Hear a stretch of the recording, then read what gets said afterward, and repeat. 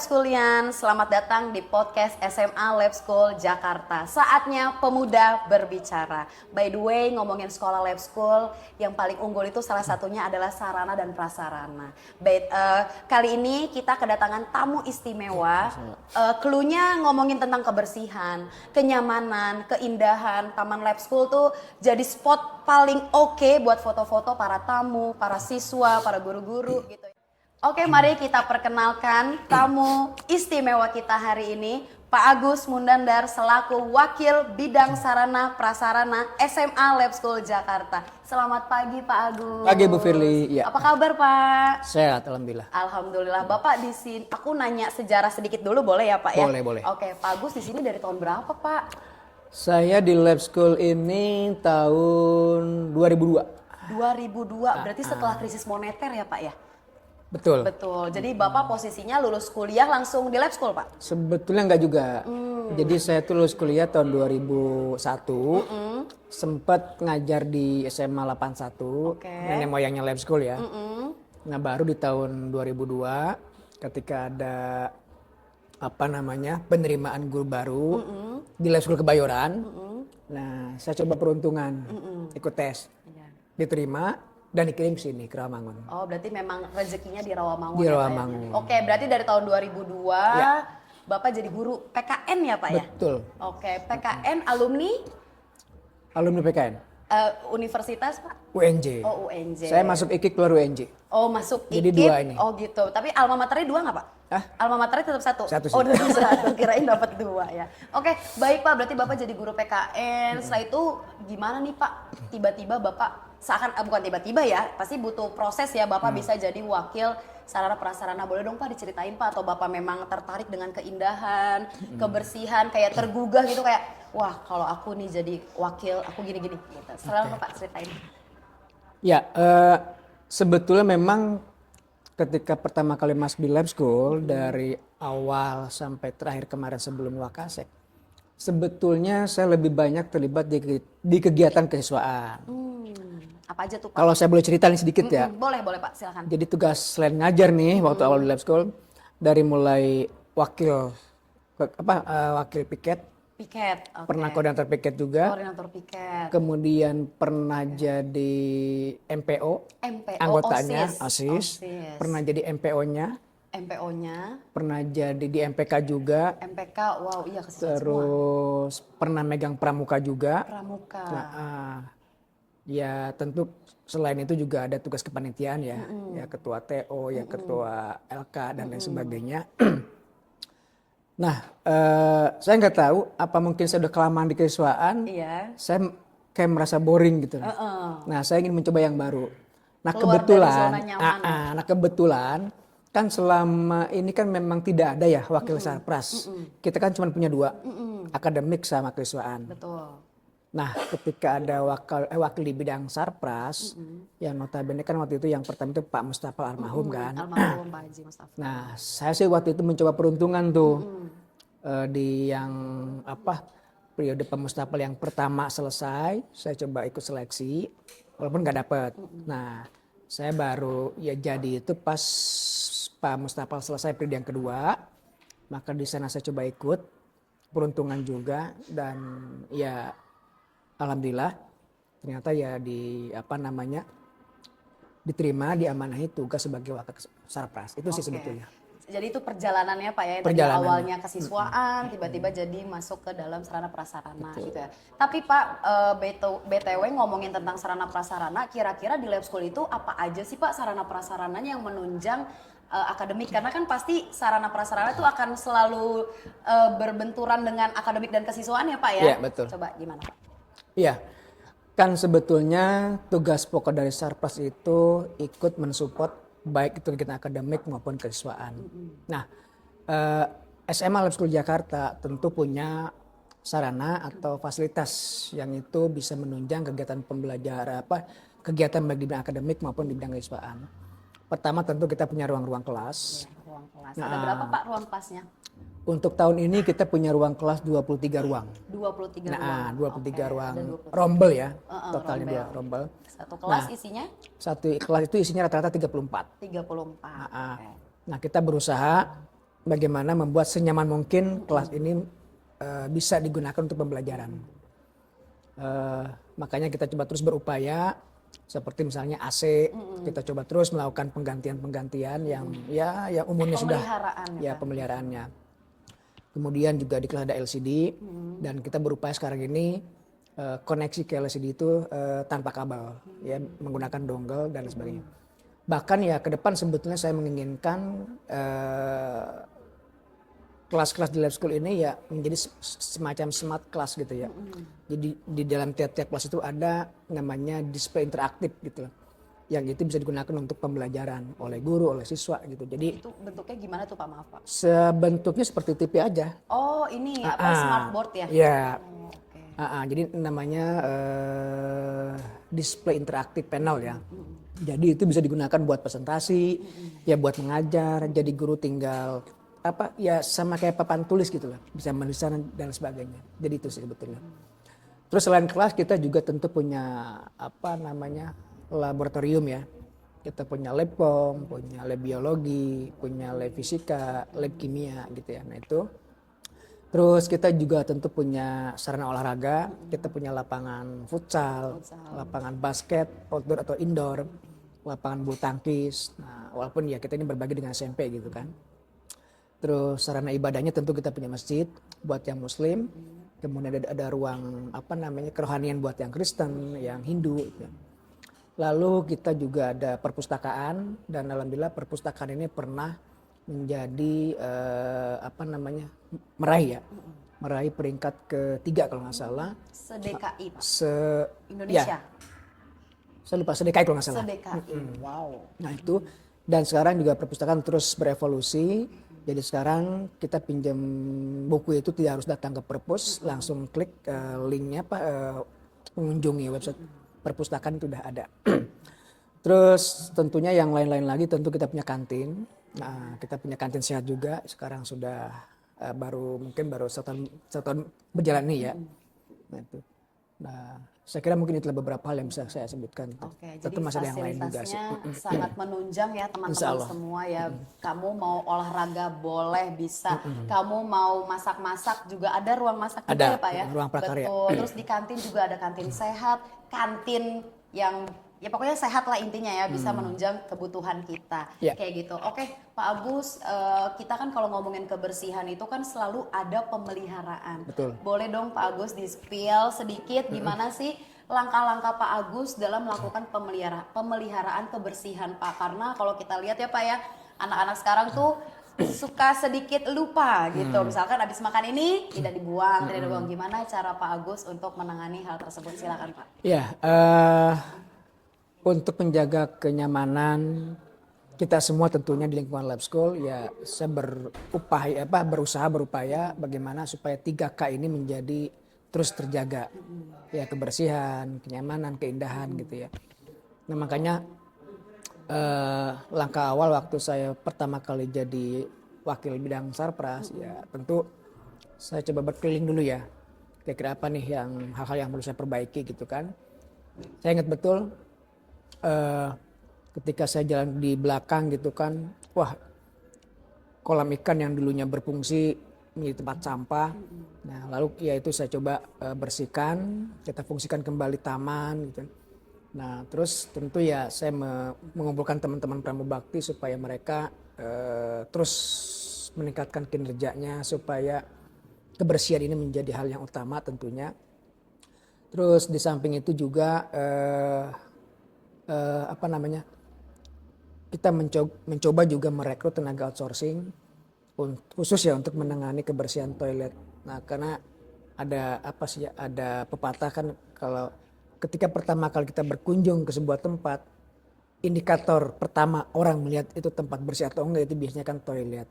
Nah karena toilet sangat penting dan jujur memang tenaga teman-teman Probakti itu ya dalam tanda petik ya terbatas dari sisi jumlah, sementara area yang harus mereka gunakan cukup luas. Ditambah juga mereka itu kan sering terlibat di kegiatan-kegiatan. Maka ya kita mencoba merekrut tenaga outsourcing khusus untuk menangani toilet. Harapannya tentu dengan adanya outsourcing ini, toilet kita itu bisa terjaga kebersihannya, kenyamanannya, keindahannya itu ya. Nah itu. Nah yang lain tentu ya saya selalu menghimbau melalui wali kelas, melalui forum-forum PA di tiap Senin pagi supaya anak-anak kita itu bisa menjaga, memelihara kebersihan di sekolah, baik itu di dalam kelas maupun juga di luar kelas. Itu sih sebetulnya yang coba kita lakukan. Tentu di samping itu kita selalu melakukan ya kerja bakti ya.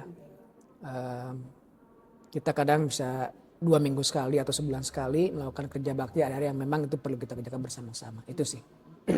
Oke, baik, ngomongin tentang pemeliharaan ya. Tadi ada Pak Agus tidak pernah luput atau tidak pernah lupa untuk selalu mengingatkan ya Pak ya, forum pembimbing akademik bisa diingatkan kepada siswa-siswinya untuk selalu menjaga kebersihan. By the way Pak, ngomongin kebersihan lagi nih Pak ya, karena Sarpras itu identik dengan kebersihan.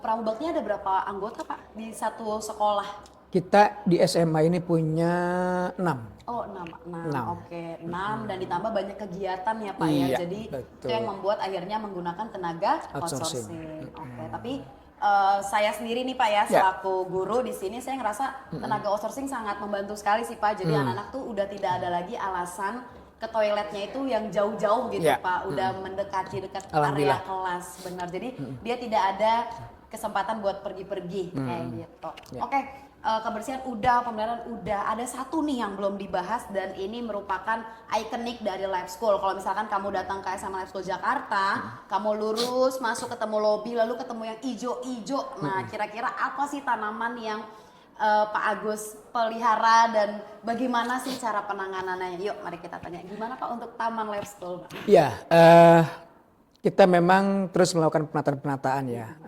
Pertama untuk taman, kita kan punya taman di tengah ini ya. Penataan yang pertama kita lakukan adalah kita melakukan yang namanya penggantian tanaman. Jadi jujur memang saya juga karena suka yang hijau-hijau gitu kan, sana seger lah gitu ya. Seger, betul. Jadi kita melakukan penataan taman ini sebaik mungkin. Kita coba pengadaan pupuk, pengadaan bahkan beberapa tanaman kita coba adakan. Ya kalau saya prinsipnya mencoba pertama mempertahankan yang sudah ada. Coba mempertahankan supaya kita coba jaga pelihara dengan baik. Misalkan kita sudah punya Lee Kuan Yew. Nah gimana supaya Lee Kuan Yew ini tetap hijau gitu kan. Maka tentu pertama harus sering rajin disiram. Disiram hampir setiap hari ya Pak? Ini ya pagi sore ya. Pagi sore. Terus kita kasih pupuk tentunya. Kemudian yang di belakang juga tuh saya coba juga ya taman-taman kecil lah. Di sana kolam kita hidupkan, kita pelihara ikan di sana. Terus ada beberapa tanaman juga. Jadi paling tidak di belakang juga tidak, walaupun tempatnya di belakang tapi juga kita bisa enak lah buat ketika kita istirahat, nyantai gitu kan, lihat ikan, seger gitu kan. Gym juga ya Pak ya, jadi sambil gym sambil lihat hijau-hijau. Nah terus di area belakang, karena kalau yang di belakangnya itu kan memang tidak ada lahan tanah ya, maka saya mencoba mengadakan tanaman gantung. Nah di lantai 3 ya. Pot-pot gitu berarti pot-pot ya, betul. Supaya juga di belakang itu nggak gersang juga gitu kan. Jadi ada ya yang hijau-hijau yang seger lah buat buat pandangan mata gitu ya. Jadi sama ini Pak, kalau aku ke lantai 2 ke lantai 3 tuh suka ada pot-pot di bawah spasi ruangan gitu ya Pak. Jadi biar nggak kosong. Betul. Ada yang pot-pot seperti ini ya Pak ya, hijau-hijau. Di area gedung I ini kan tadinya nggak ada. Supaya juga kalau guru anak nggak gersang juga. Ya saya coba tempatkan lah di tiap-tiap lantai, di tiap tangga. Itu kita tempatkan pot-pot tanaman. Itu sih sebetulnya. Oke. Tapi Pak, ini kan kita kan kalau sekolah itu kan ada waktu libur nih Pak, 2 minggu, kita apalagi nanti libur puasa, libur lebaran, itu gimana tuh Pak cara penanganan pemeliharaan kebersihan maupun tanaman di Lab School? Jadi kalau saat kita libur panjang, ya entah libur akhir sekolah, libur lebaran gitu ya. Ya mungkin kalau yang libur teman-teman guru gitu kan sama siswa. Betul. Nah tapi kalau untuk pegawai, ya administrasi, ya pramubakti, mereka nggak libur. Jadi mereka itu memang kita tetap masuk, hanya memang di piket. Nah, apa tujuannya? Ya salah satunya adalah supaya kebersihan di sekolah tetap terjaga, termasuk juga kondisi tanaman. Karena kan tanaman ini kan perlu disiram. Kalau semua libur bahaya, bisa mati gitu kan. Nah sehingga ketika libur itu kita ada pembagian piket sebetulnya. Dari 6 orang ini ya paling tidak 1 hari 2 orang untuk ada di sekolah. Itu sih sebetulnya. Untuk libur pun juga jamnya sama Pak dengan jam operasional sekolah saat normal. Mungkin beda dikit. Atau jam Kalau 8 atau jam jam 8 sampai jam 2 atau jam 3 lah. Oh, gitu. Paling tidak tiap hari itu ada orang. Paling nggak kan ketika libur, ketika ada orang itu ya satu, tanaman bisa terkontrol, kebersihan sekolah juga, kemudian kelistrikan juga ini kan bisa terjaga. Ya kita mengantisipasi lah hal-hal yang tidak diinginkan. Itu sebetulnya. Oke, jadi tetap walaupun libur tetap ada yang bertugas ya Pak Ya, ya untuk betul. bertanggung jawab Betul. atas lingkungan dan juga taman karena tanaman itu juga perlu diperhatikan ya Pak ya karena Betul, dia merupakan betul. tanaman hidup. Oke, baik Pak. By the way, aku nanya lupa agak skip pertanyaan nih Pak. Bapak udah jadi wakil itu berapa tahun Pak? Berjalan berapa tahun? Berjalan. Sekarang mungkin tahun yang ketiga ya. Tahun yang ketiga. Kira-kira visi misi apa yang belum Bapak lakukan dalam program kerja Pak Agus? Saya punya mimpi sebetulnya. Oke, apa itu mimpinya Pak? Jadi gini, kan pemerintah ini sekarang sedang menggalakkan digitalisasi pendidikan. Nah tentu kan kita harus menyokong itu kan. Betul. Nah saya punya mimpi ya tadi bahwa lab school ini tentu dengan nama besarnya ya tentu harus mengimbangi gitu kan. Seiring dengan juga program pemerintah tentu ya saya punya mimpi bahwa ke depan ini lab school juga mampu menerapkan yang namanya digitalisasi pembelajaran itu. Baik dari sistemnya, kita sudah punya e-labs gitu kan. Iya. Nah tentu juga saya ingin ruang-ruang kita itu juga mengakomodir ya untuk bagaimana kegiatan itu bisa dilakukan secara digital gitu. Makanya yang saya bilang tadi salah satunya adalah di tiap-tiap kelas paling tidak ada yang namanya device display interactive panel gitu. Yang smart class itu Smart ya Pak. class, Oke, berarti betul. tandanya dari visi misi Pak Agus berarti yang belum terlaksana itu ya Pak. Mungkin lagi ongoing kali ya teman-teman ya. Untuk pilot sudah. Oh, Kita wow. sudah membeli nih satu alat gitu kan. Untuk jadi contoh ya Jadi Pak contoh ya. dulu, Betul. jadi pilot lah paling Betul. enggak. Paling tidak kan kalau sudah ada alatnya, kita semua bisa belajar dulu. Iya. Ya khususnya teman-teman guru gitu kan, bagaimana cara menggunakan alat itu. Nah makanya harapan saya ketika kita sudah punya alat itu, kita semua bisa menggunakan. Jadi oke lah mungkin secara keseluruhan sekaligus kita nggak bisa, belum bisa, tapi paling tidak kita perlahan-lahan. Gitu.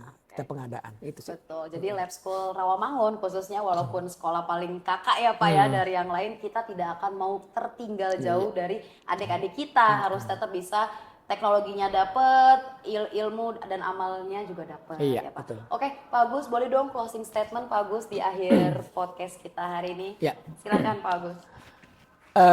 Ya, dari saya buat semuanya tentunya Civitas Lab School tentu demi kenyamanan kita bersama di dalam proses pembelajaran dan pengajaran tentu saya selalu memesankan 3K ya, kebersihan, kenyamanan dan keindahan. Mari kita bersama-sama menjaga, memelihara. Ini untuk kita semua.